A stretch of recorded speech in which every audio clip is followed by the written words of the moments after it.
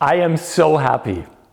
Even though I was just diagnosed with a genetic defect that makes my arteries clog up at a rapid pace, my doctor just told me about this new medication that will slow down the process so that I will have a near normal life expectancy. This is a good day. Is this you? Or would you rather be saying, I was diagnosed with a genetic defect that makes my arteries clog up at a rapid pace. Even though my doctor just told me about this new medication that can presumably slow down the process, I cannot be healed and will probably die prematurely. Which one of those statements is you? Both are true, both feel very different. One is joyful and uplifting, the other is crushing. Would it not be wonderful if we could make ourselves see the glass half full and not half empty? Would it not be wonderful if we were all optimists? Look, I'm not here to tell you how to view the world, what to believe. You're well capable of being your own thought master. What I do want to tell you is, what you believe in life, how you look at the world, has an impact on how you live and for how long.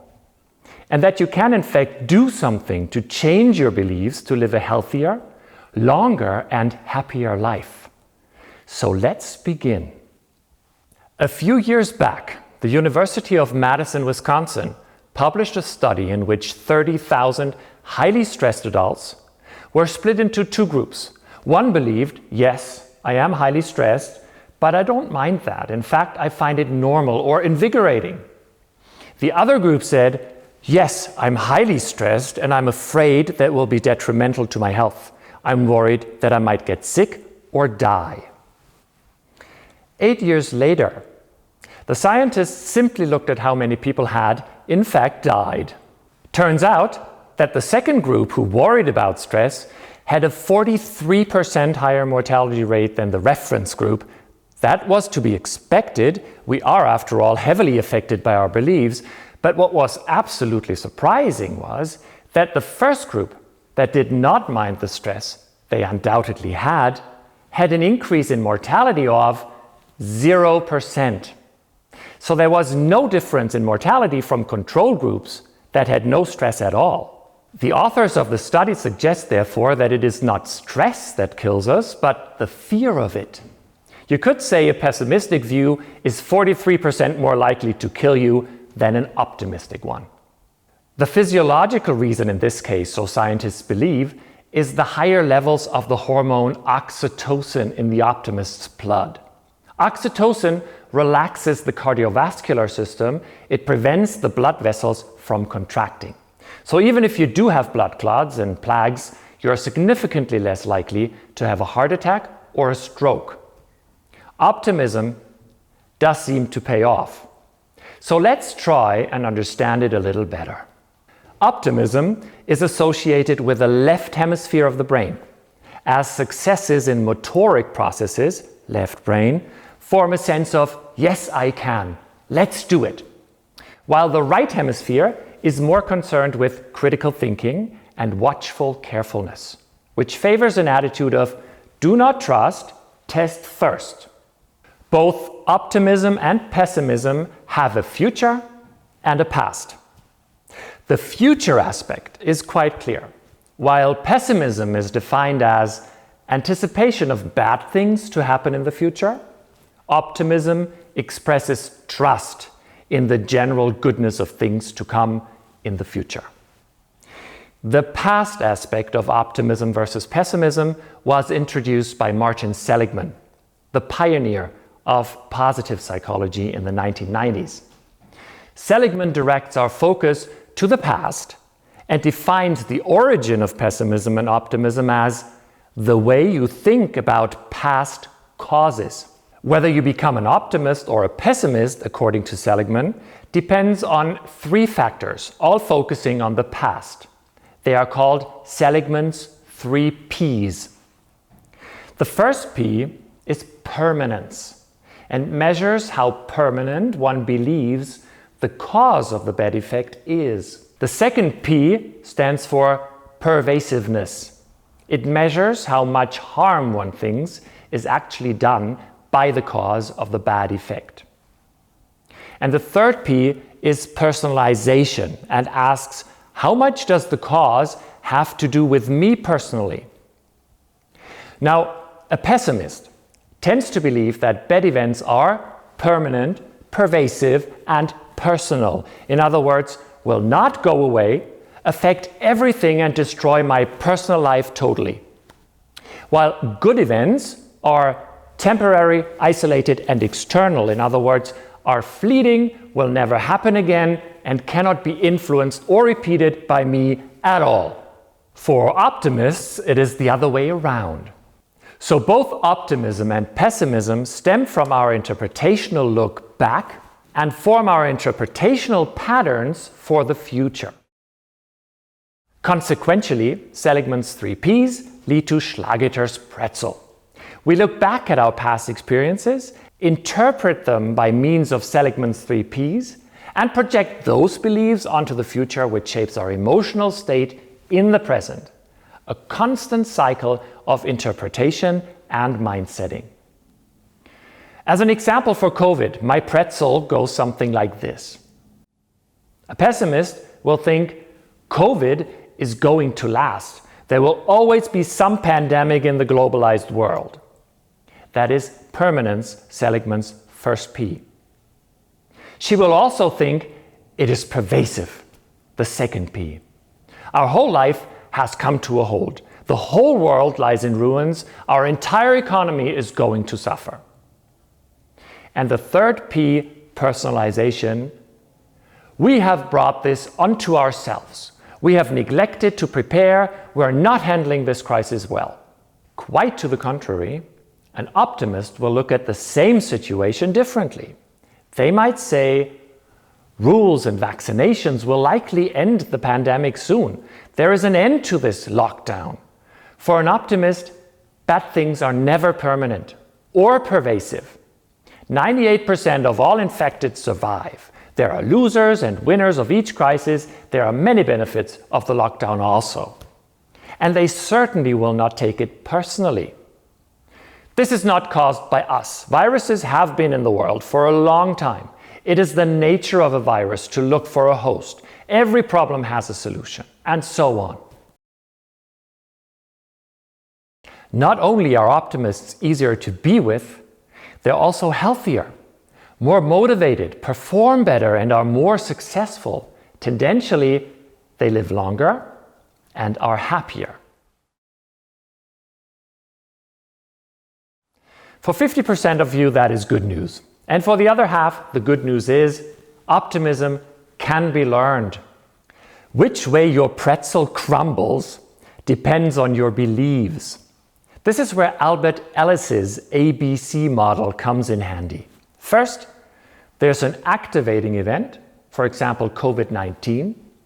Then a belief is formed, for example, we need to isolate ourselves. And finally, it all results in consequences.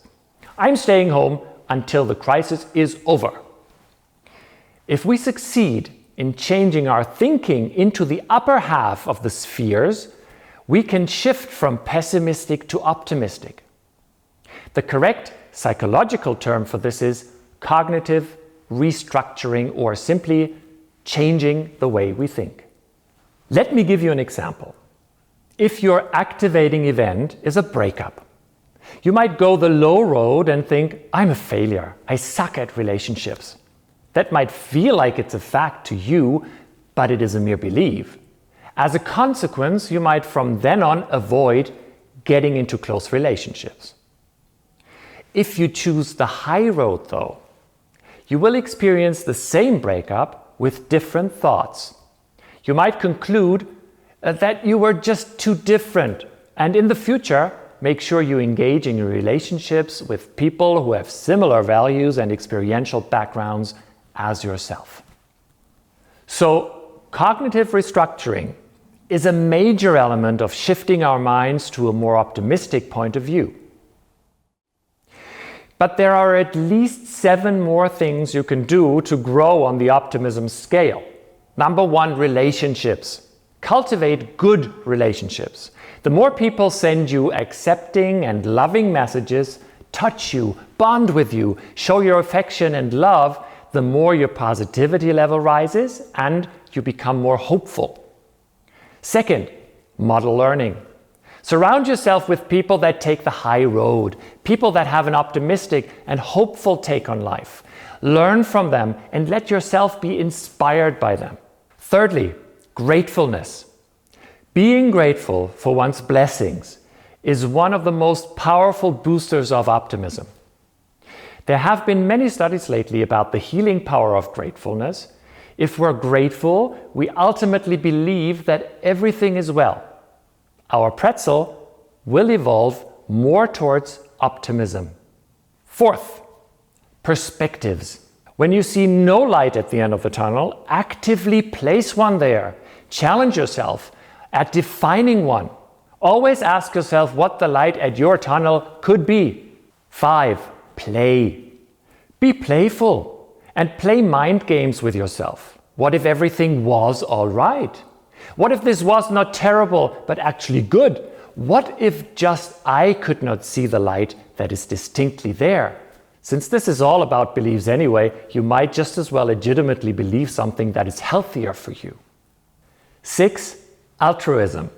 One of the most powerful hope boosters is helping others in greater need than oneself. So when you're feeling hopeless, help others. This paradoxical intervention will have a positive reverse effect on you. 7. Self-reflection. Frequently check in with yourself and become more and more aware of the futility of negative thoughts and beliefs. Detecting negative thought patterns is the basis of all cognitive restructuring. And the 8th point then is cognitive restructuring. Identify and tackle negative self-talk head-on. It leads nowhere and only increases your stress level while paralyzing your ability to succeed. And for those of you in a leadership position of any sort, be it in a company, an institution, a club, or a family, you are responsible for helping others to see a brighter future. You have to listen. You have to understand, motivate, and inspire. So these 5 points might prove helpful for you as leaders.